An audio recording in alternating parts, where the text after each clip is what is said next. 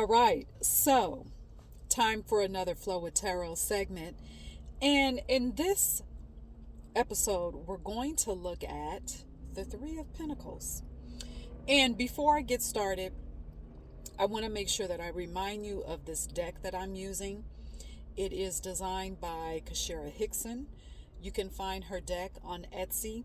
You can also find it at mahoganytarot.com. This is the deck that is the melanated version of the traditional Rider-Waite deck. Okay, so off top, when I just pulled this card out of the bag, I instantly felt mystery. But then I thought, okay, well, mystery in what? Mystery in beginnings. But in that mystery, in the new beginnings, in the transitions, there's still this grounding aspect that comes along with that. When you are in transition, I believe this came up in another card. I can't remember which one it was, but it was a most recent card that we did. But in the middle of a move, a transition, whether that's a physical move, a literal move, or a figurative move, a move in your expression, a transition in your expression, an elevation in your expression, a move from one thing to another, a transition from one thing to another, a transition in how you're experiencing life. It can feel shaky because the transition is guiding you into something new that you haven't experienced before in this body, but your soul is very much aware of it. Because remember, your soul is infinite. Okay, your soul is not finite because your energy is not finite. Your energy is infinite.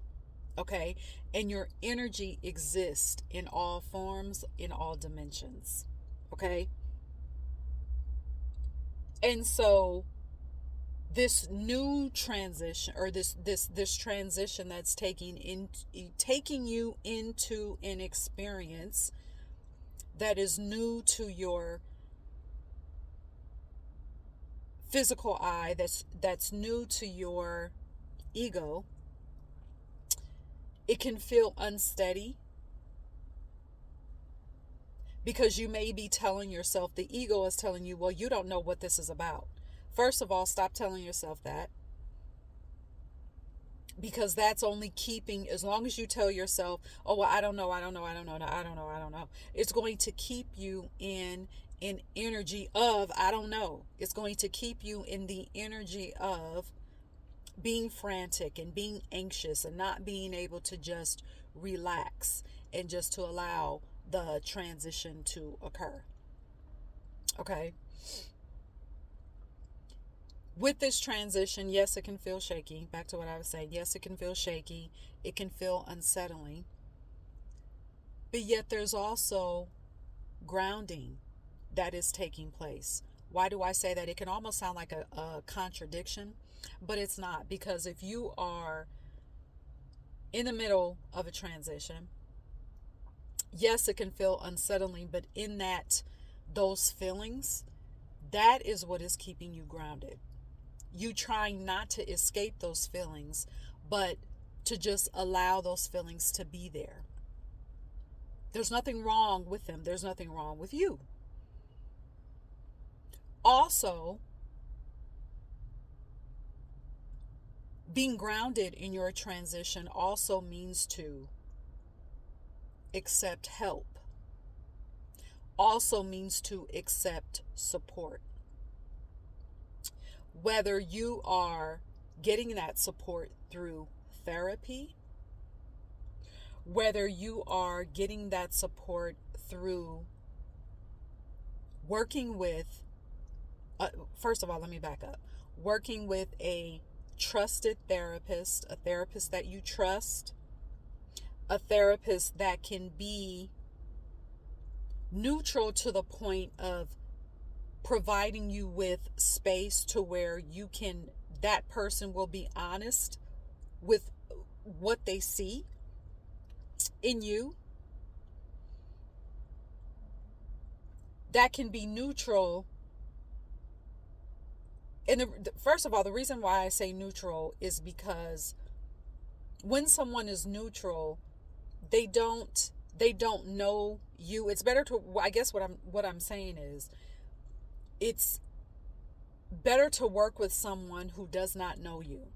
Because if you work with a person that does know you, that is very familiar with you, they will unintentionally tell you things that they think you want to hear, or they will attempt to give you some advice that is comfortable for them because they know you. But if you go to someone who does not know you, they don't have that bias. Okay? So that's why I'm saying that.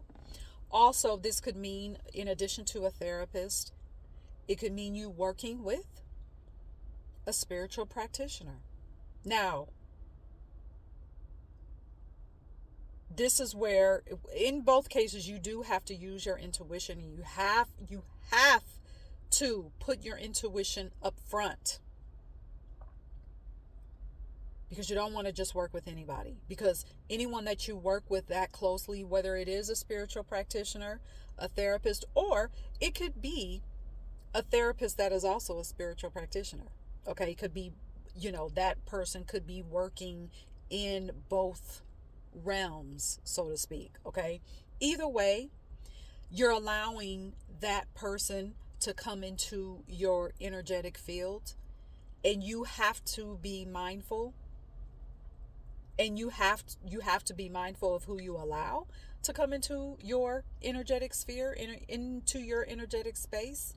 So it's got to be someone that you trust, and it's you don't want to jump into that relationship without asking questions, without asking yourself questions. Okay? Because listen, with your transition, there's already enough of the unknown. Okay? You already have that with going into this next phase. There's some unknown there.